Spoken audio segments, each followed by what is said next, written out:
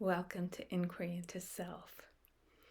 Self diminishment is immensely powerful, and it doesn't feel good at all. But it's something, when we stop and ask ourselves what really matters in this life.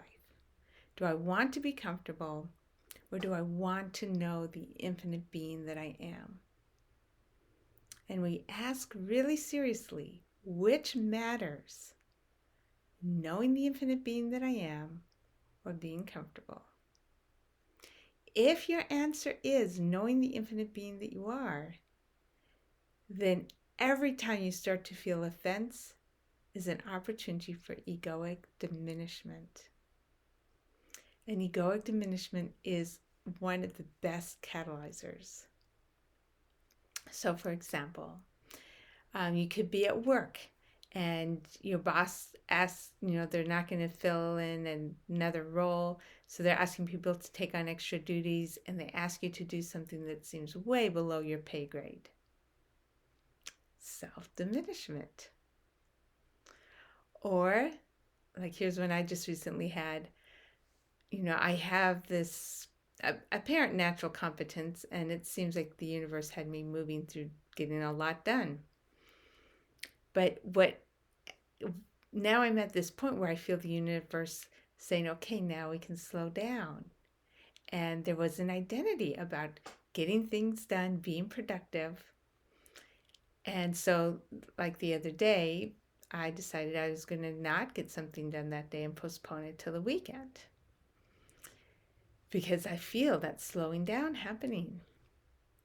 And there was this little thing in the background saying, oh, well, the person who's counting on you is going to be disappointed.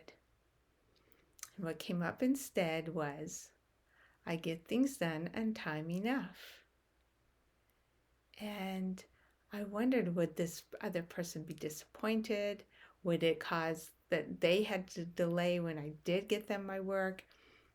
Was the result going to be a big impact on the timeline? And, all of that, I just set back into the universe's hands. I felt the universe telling me, it's okay, you can postpone. And the person didn't turn out to be upset at all, but that letting go of the identity, letting go of the things that we hold to be important, and for each person it's different. So maybe it's your landlord is saying something to you about whether or not you can stay where you live, or a price is getting raised on something that you were told you shouldn't have to pay more for, or somebody makes an off comment about, who knows, your clothes or your kitchen or your car, or there's so many different ways that we take offense. Basically, anytime we're unhappy, we're taking offense in some way or another. If something doesn't happen for us on time, we had an identity around having this occur for us sooner. If we thought something was going to be interesting and now we're stuck in 3 hours of blah, and we're upset about how somebody's occupying our time, well, we had an identity about how our time should be occupied. That doesn't mean we can't take action. Of course, you can always be proactive, but you can take action without taking offense. They're actually completely different. So, whatever somebody said they were going to put something on hold for you at the store, you get there, or the restaurant, they didn't put it on hold.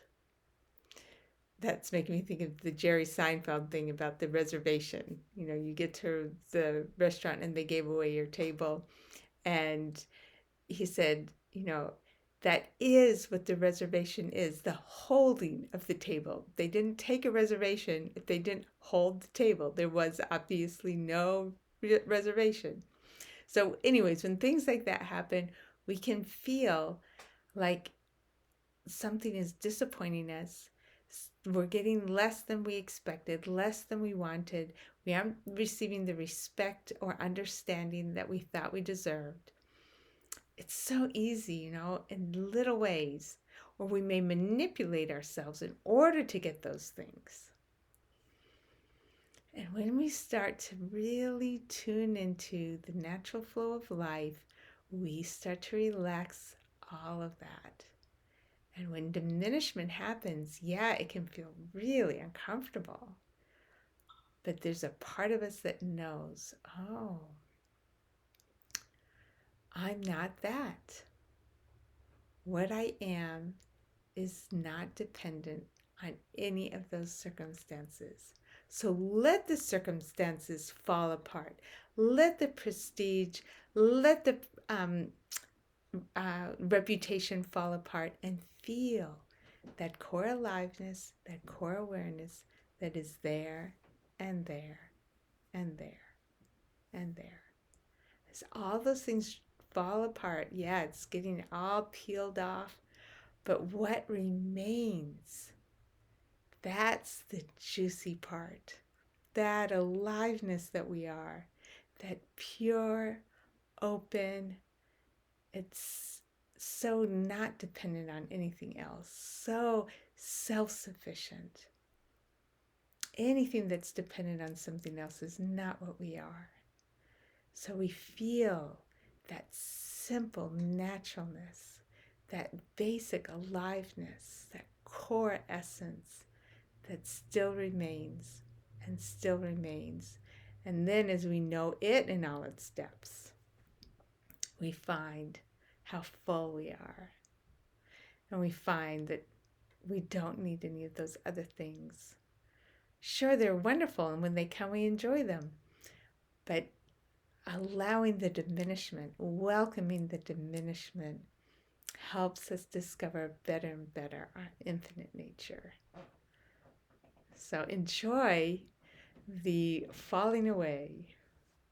And if you find this helpful or think someone else might, please push like and subscribe.